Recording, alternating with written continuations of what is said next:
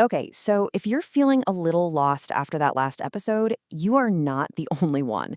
Betrayals, secret groups, ancient treasures, it's a lot to keep track of.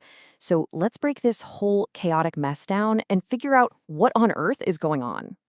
And really, it all boils down to one simple question, doesn't it? Why is everyone trying to capture this one guy? I mean, you've got all these powerful factions throwing their best people into a meat grinder, all for him. What makes this one person so important? Let's get into it. All right, so this is the guy, Li Xing Yun. He's the man at the dead center of this hurricane. But, I mean, look at him. You wouldn't think twice, right? He's just an apprentice to some guy named Yang Shuzi. He doesn't have an army, he doesn't have any crazy powers, so how did he end up being the most wanted man in the world? Well, here's the kicker. It's not about who he is, it's about what he knows. See, Li Xing Yun is the last person alive who knows how to find the legendary Longquan sword and all the treasure that comes with it. He's not the treasure itself, he's the map. A living, breathing treasure map. But wait, it gets even more complicated. This whole mess isn't just about one grand prize. There are actually two different things everyone's fighting over. And if you understand what they are, you'll get why everyone is acting so completely desperate. First up, we've got something called the fire fungus. You can basically think of this as the short-term prize. It's like a magical super steroid. Not only can it heal just about any injury, but it also gives the user a massive immediate power boost. If you're a faction looking for a quick win, this thing is priceless, an absolute game changer. And this is where you can see the two different games being played. The fire fungus, that's the sprint. It's a one-and-done power-up for an instant advantage. But the Longquan sword, that's the marathon. That's the ultimate prize. We're talking about the kind of power that builds empires, that literally changes the world. So yeah, everyone wants the fungus right now, but the sword, that's the real reason all this is happening.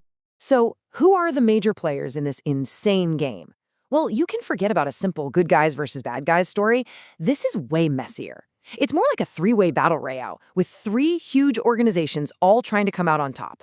Okay, let's kick things off with the big one, the Xuan Ming Jiao. These guys are the most obvious villains in the story. Their strategy is, well, it's not subtle. They believe the best way to get things done is just to smash everything in their path and scare everyone into submission. And their whole organization is built for this. You've got the big boss, Ming Di, at the very top. Then you have his agents doing the dirty work. People like the five big Yanjin and the super ambitious duo, Black and White Wu Cheng. Their marching orders are simple. 1, get the fire fungus for the boss ASAP. And 2, grab Li Xing Yun to find the sword. That's it. No complicated plans, just pure, overwhelming force. And just in case you thought I was exaggerating, get a load of this quote from one of their top guys, Zha Shengyan. It pretty much tells you everything you need to know about how they operate. For these guys, talking is for the weak. Their entire playbook is just violence and fear.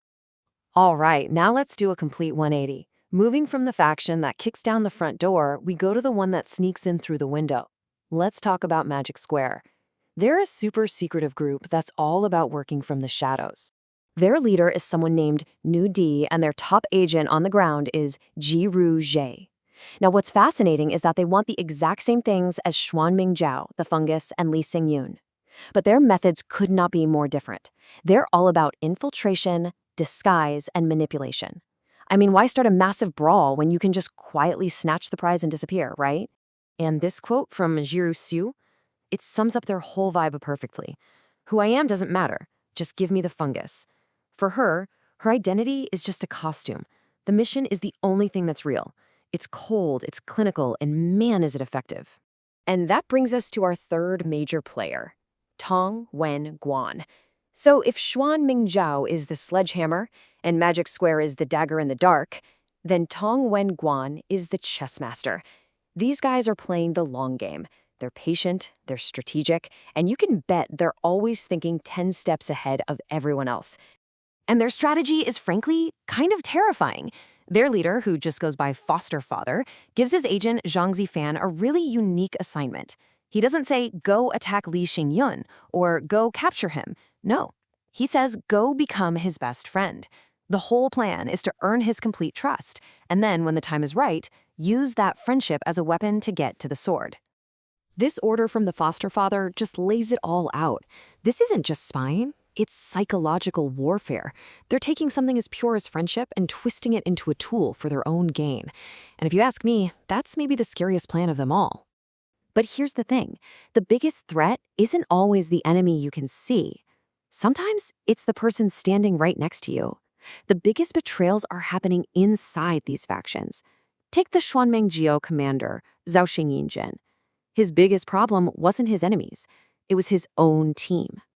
What happened next was just a masterclass in backstabbing. It went down in 4 perfect steps. Step 1. His subordinates, Black and White Wu Chang, set up a fight they know will mess him up. Step 2. They just watch. They let him get beaten down and seriously injured. Step 3. The second he's weak enough, boom, they stab him in the back. And for the grand finale, step 4, they literally suck up his power for themselves and blame the whole thing on Li Xing Yun. They walk away stronger with nobody the wiser. So why go to all that trouble? Well, it was a mix of pure ambition and sheer desperation. See, one of them was secretly dying from an injury. They needed the fire fungus to survive, but they lost it. So they came up with plan B. Kill their boss, steal his power to heal the injury, and get a promotion all at the same time. It's brutal, but you gotta admit, it's efficient. So after all of that, the dust settles, and the entire game is changed. The board is a total mess. Every alliance is broken, all the power structures are scrambled, and things are about to get even more dangerous. So let's do a quick recap of where we're at. Zhao Sheng Yun, dead. His killers, more powerful than ever, and pretending to be loyal. The fire fungus, it's gone. Jiru Sui ate it. Now the other 4 young Jin are on the scene, and they're out for blood, thinking Li Xing Yun is the killer. And to top it all off, Li Xing Yun just discovered his best friend was actually a spy sent to manipulate him. Talk about a bad day. So our main character, Li Xing Yun, is in an absolutely terrible spot. The hunt for him just got way more intense, with even scarier enemies joining the chase. Every single person he thought he could trust is either a traitor or is now actively trying to kill him. He has no one. He is completely and utterly alone. And all of this leaves us with the one big question that's at the heart of this whole story. In a world like this, where everyone has a secret plan, where every friend could be a liar and loyalty is just a word, who is there left to trust? Is there anyone?